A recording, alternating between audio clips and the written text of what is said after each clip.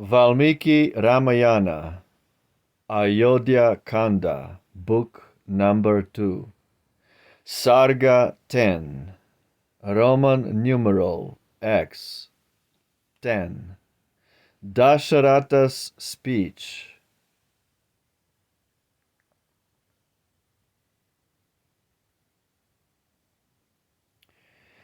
As Queen Kaikeyi thus obeyed the sinful counsel of her maid, she sank upon the chamber floor, as sinks in anguish, wounded sore, an elephant beneath the smart of the wild hunter's venomed dart. The lovely lady, in her mind, resolved the plot her maid designed, and prompt the gain and risk to scan, she step by step approved the plan. Misguided by the humbug's guile, she pondered her resolve awhile, as the fair path that bliss secured, the miserable lady lured. Devoted to her queen and swayed by hopes of gain and bliss, the maid rejoiced her lady's purpose known, and deemed the prize she sought her own. Then bent upon her purpose dire, Kaikeyi, with her soul on fire, upon the floor lay languid down, her brows contracted in a frown. The bright-hued wreath that bound her hair, chains, necklets, jewels rich and rare, stripped off by her own fingers lay, spread on the ground in disarray. And to the floor a lustre lent, as stars light up the firmament. Thus prostrate in the mourner's cell, in garb of woe the lady fell. Her long hair in a single braid, like some fair nymph of heaven dismayed, the monarch Rama to install, with thoughtful care had ordered all, and now within his home withdrew, dismissing first his retinue. Now all the town has heard, thought he, what joyful rite the morn will see. So turned he to her bower to cheer, with the glad news his darling's ear. Majestic as the lord of night, when threatened by the dragon's might, bursts radiant on the evening sky, pale with the clouds that wander by. So Dasharatha, great in fame, to Queen Kaikeyi's palace came. There parrots flew from tree to tree, and gorgeous peacocks wandered free, while ever and anon was heard the note of some glad water bird. Here loitered dwarf and humbugged maid, there lute and here sweet music played. Here rich in blossom creepers twined, or grots with wondrous art designed. Their champak and ashoka flowers hung glorious o'er the summer bowers, and mid the waving verdure rose gold, silver, ivory porticos. Through all the months, in ceaseless store, the trees both fruit and blossom bore. With many a lake, the grounds were graced. Seats gold and silver here were placed. Here every viand wooed the taste. It was a garden meet to vie, even with the home of gods on high. Within the mansion, rich and vast, the mighty Dasharatha passed. Not there was his beloved queen, on her fair couch reclining seen. With love his eager pulses beat, for the dear wife he came to meet. And in his blissful hopes deceived, he sought his absent love and grieved. For never had she missed the hour of meeting in her sumptuous bower. And never had the king of men entered the empty room till then. Still urged by love and anxious thought, news of his favorite queen he sought. For never had his loving eyes found her or selfish or unwise. Then spoke at length the warder maid, with hands upraised and sore afraid.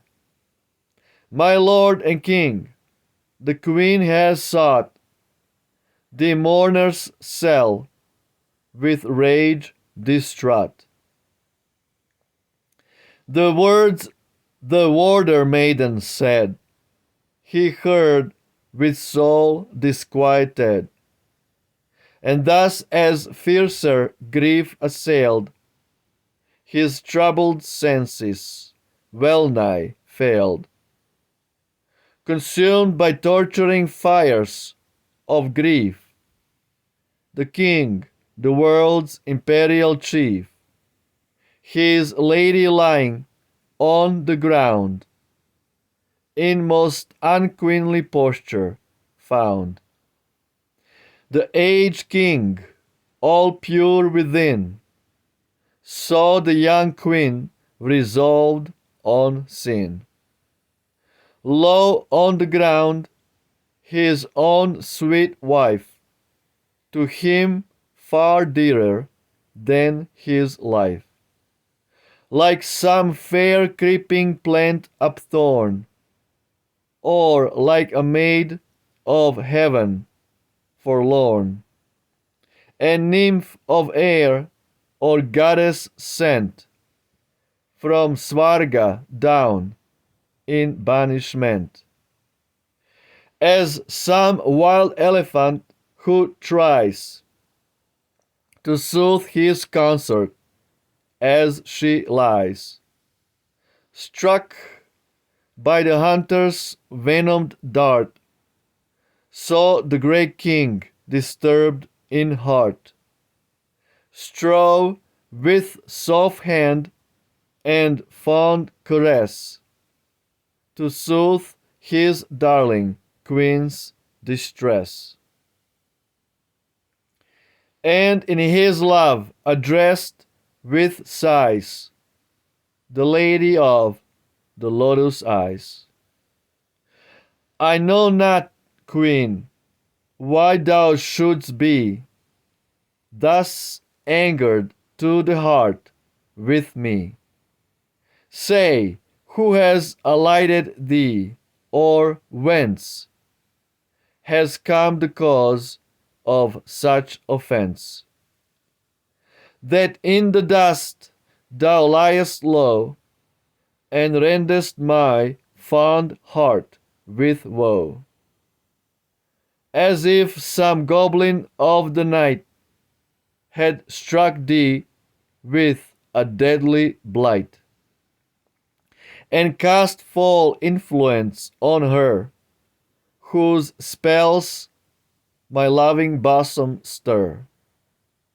I have physicians famed for skill, each trained to cure some special ill. My sweetest lady, tell thy pain, and they shall make thee well again. Whom, darling, wouldst thou punished see, or whom enriched with lordly fee? Weep not, my lovely queen, and stay this grief that wears thy frame away. Speak, and the guilty shall be freed, the guiltless be condemned to bleed. The poor enriched, the rich abased, the low set nigh, high, the proud disgraced. My lords and I, thy will obey, all slaves who own thy sovereign sway. And I can ne'er my heart incline to check in aught one wish of thine. Now by my life I pray thee tell the thoughts that in thy bosom dwell. The power and might thou knowest well should from thy breast all doubt expel. I swear by all my merit won, speak, and thy pleasure shall be done. Far as the world's wide bounds extend, my glorious empire knows no end.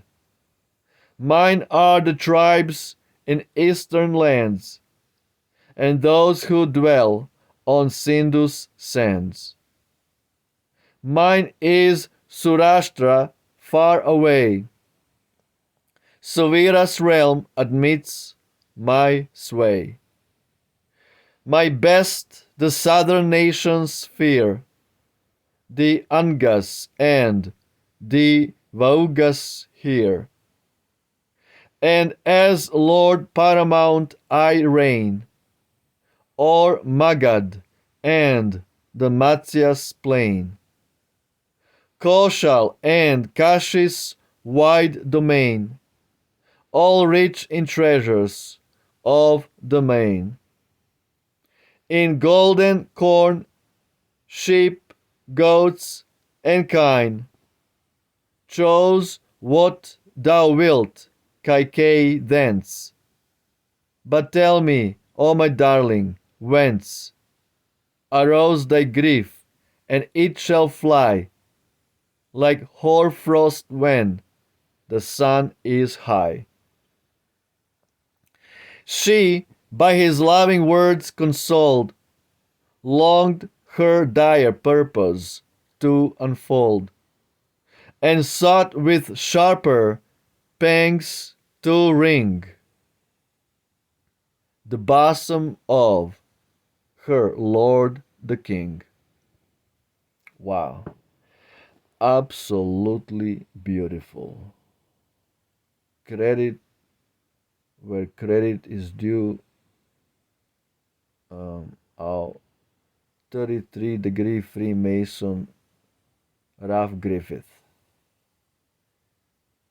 Translation from Sanskrit to Old 18th century British.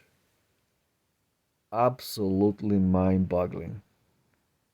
Absolutely amazing. Footnotes.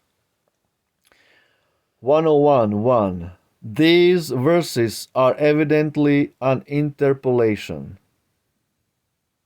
They contain nothing that has not been already related. The words only are altered, as the whole poem could not be recited at once. The rhapsodist, at the beginning of a fresh recitation, would naturally remind their hearers of the events immediately preceding. Okay, Mr. Ralph Griffith. Nobody needs to know, you hear your speculations. This is how it is. You just read and translate as it is. Don't now try to tell us what is interpolation, what is not interpolation. Mr. Ralph Griffith.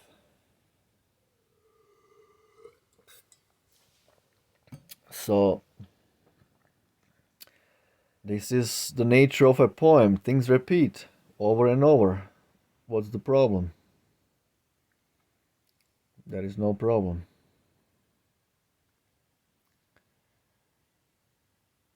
So, absolutely mind boggling, beautiful, beautiful British translation of Ramayana, chapter of Dasharatha's speech given to his youngest wife Kaikeyi, the most beautiful Kaikeyi, thin waist. She was really, really beautiful, and she did a good act by pretending she's hurt, and now she got Dasharatha's attention. The womanly nature, she knows how to cry to get what she wants. The description of her palace is just mind-boggling. Mind-boggling description of her palace. And everything in it. Lakes. Lakes are in that palace. Imagine. Grots. Grots. Very big, huge caves. Cave-like and design-like structures. Absolutely amazing description of all kinds of fruits and trees and blossoms and scents, all kinds of stuff. Champak, ashoka flowers, creepers twined, many servants, maidservants, slaves, dwarves, humpbacked maids going around. Just mind-boggling. So we can just imagine how easy, like almost crazy easy is her life. And she is just reclining in her fair recliner where she was waiting every day for Dasharatha. And finally, she went to the growling hole, where she was growling because her slave maid poisoned her mind with an idea, which, what can you do? It meant, it's like a prophecy, like they say, it's all a prophecy. Things are meant to happen. She couldn't act otherwise, because in this way we can see the pastime of Rama going to the forest with Sita Devi. Anyway, just beautiful, amazing description of the chapter 10. Dasharatha's speech. Jai Rama Victor. Jai Shri Ram. Ciao.